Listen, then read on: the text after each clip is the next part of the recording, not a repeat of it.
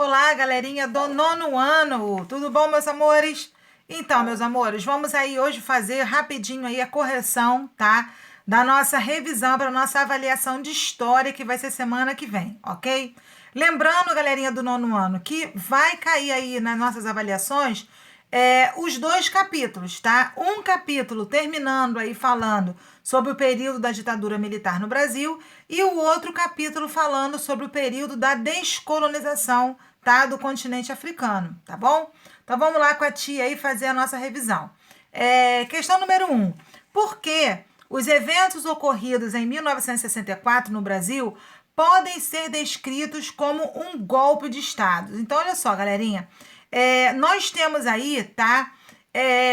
Um grupo de militares que vai derrubar um governo legítimo, tá? E democrático para a instauração de um outro regime, que no caso vai ser a ditadura.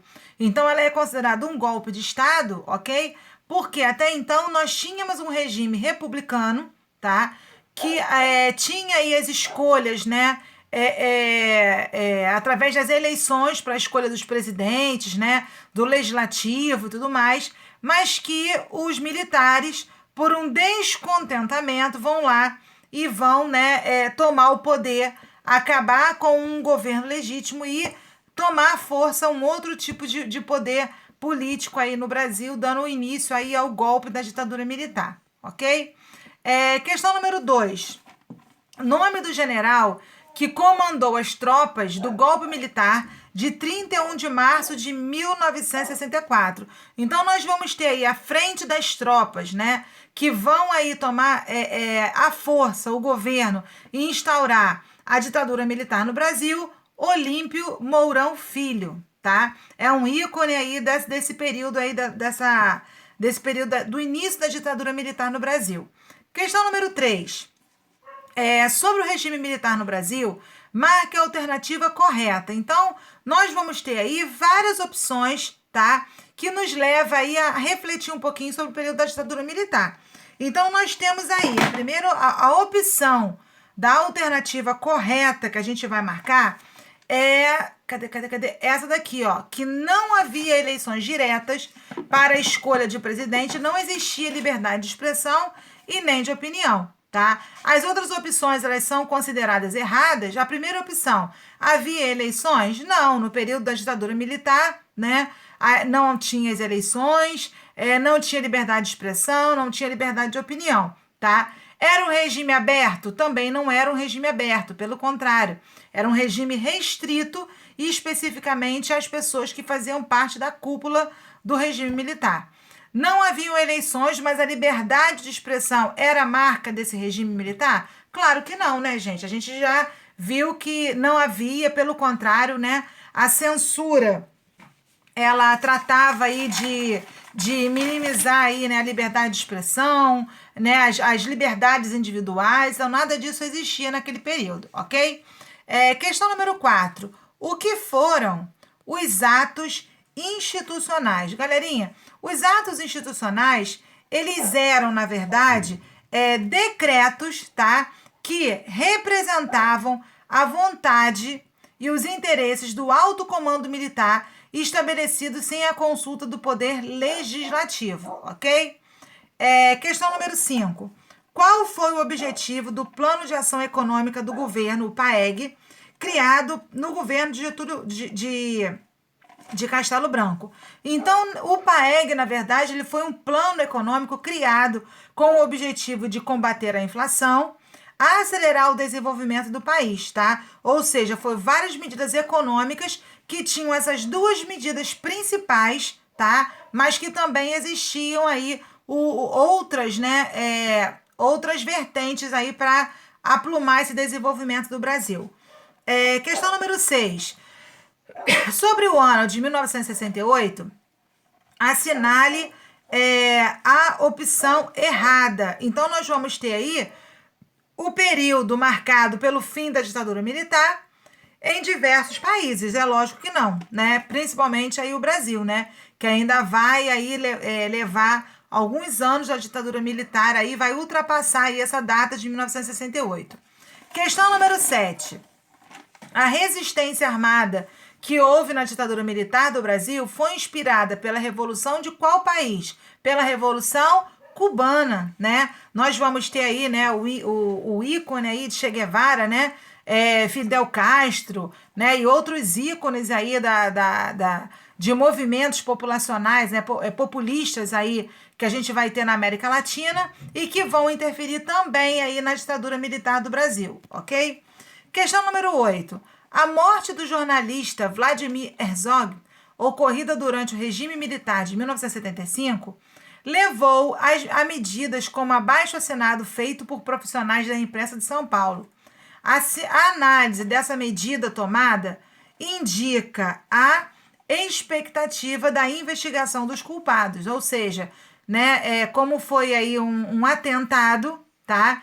O que se fez aí logo em seguida foi criar uma expectativa e na busca de investigação pelos culpados pela morte do jornalista, ok? Questão número 9. Assinale a alternativa correta a respeito dos movimentos do Direta Já. Bom, foi um movimento, tá? Para eleições diretas para presidente da República, tá? Era um movimento aí de grande contestação popular para que a população pudesse escolher o seu presidente, tivesse voz às mulheres também, ok? Questão número 10. Quem foi o primeiro presidente do Brasil após a ditadura militar? Então, nós vamos ter aí José Sarney, tá? Assumindo aí o posto como primeiro presidente do Brasil pós a ditadura militar. Questão 11. Quais fatores levaram ao movimento e emancipação das colônias asiáticas e africanas? Bom, nós vamos ter aí vários fatores, né? Como o enfraquecimento das grandes metrópoles, né? Da Inglaterra, da França, da Holanda, da Espanha, de Portugal. O fortalecimento das colônias, que aos poucos elas começam, né, a se constituir aí como cidades, como países bem estruturados, né, de infraestrutura. A Guerra Fria, que logo depois aí da Guerra Mundial, né, vai apoiar o processo de emancipação das colônias, justamente para poder buscar países que aderissem tanto às características capitalistas quanto socialistas, ok? Bom, questão número 12, que foi a conferência de Bandung. Bom, a conferência de Bandung, galerinha, foi um evento que vai reunir aí 29 países emancipados da Ásia e da África, que tem o objetivo de declarar que todos os países não se aliariam aos Estados Unidos ou à União Soviética após a guerra, durante aí o período da Guerra Fria, ok? Questão número 13, vamos lá. Sobre o processo de independência da Índia, assinale a opção correta. Bom, falar sobre a independência da Índia significa que no século XIX, a Índia já havia iniciado um movimento pela independência, porém as relações entre os hindus e os muçulmanos dificultaram a união e a força desse movimento, ok? Ou seja, mesmo com a independência, havia problemas, né, étnicos, né, religiosos também, dessas duas características distintas aí da população da Índia, certo? Questão 14. Qual o conflito de descolonização mais longo que durou no século XX aí? Vai ser o conflito do Vietnã, né? Vai ser um conflito aí, um processo de descolonização que vai durar muito tempo, que vai trazer muitas mortes e muito sofrimento para a população local também, ok? Questão número 15. O que significou a teoria dos dominós? Galerinha, a teoria dos dominós significava uma doutrina, tá, que pregava que os Estados Unidos deveriam evitar a qualquer custo que novos países ou regiões aderissem ao socialismo, né? A gente até falou um pouquinho aí do período da Guerra Fria, né? Tanto os Estados Unidos quanto a União Soviética trataram de fazer acordos com alguns países para que eles aderissem ao socialismo ou ao capitalismo. Então, essa doutrina dos dominós era justamente esse esforço imenso que os Estados Unidos fazia para poder abarganhar uma quantidade maior de países que fossem adeptos ao capitalismo, ok? Questão 16. quando e como terminou a Guerra do Vietnã. Bom, vai acabar aí, ok? Com a vitória dos Vietcongs, que eram, na sua maioria, pessoas, né, de características do próprio Vietnã, tá? Em 1776. Questão 17. Qual o nome do acordo que estabelecia o cessar-fogo e a independência da Argélia? Nós vamos ter aí o Acordo de Evian, tá? Que vai conseguir minimizar os conflitos entre a metrópole, né? E o processo de independência da Argélia e o cessar-fogo para que eles conseguissem, enfim, atingir aí a sua independência, ok? 18. Nome da lei separatista criada na África do Sul para separar brancos e negros. Bom, galerinha, isso daí é o nosso apartheid, né? O apartheid foi um movimento criado aí na época dos Estados Unidos, ou perdão, na época da descolonização da África, né? Aonde na África do Sul foi criado esse movimento para poder separar o que era de negros e o que era de brancos, né? Lugares, algumas leis, algumas coisas que os brancos podiam fazer e os negros não. Então foi um período de grande sofrimento para a população negra aí da África do Sul, ok?